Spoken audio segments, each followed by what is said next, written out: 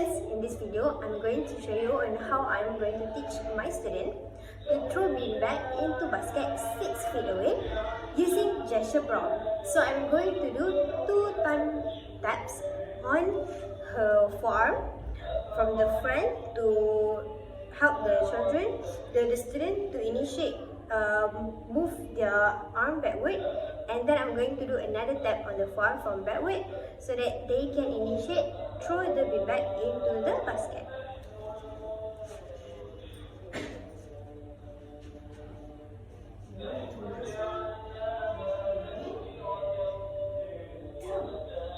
Good job! Let's try 4 more here.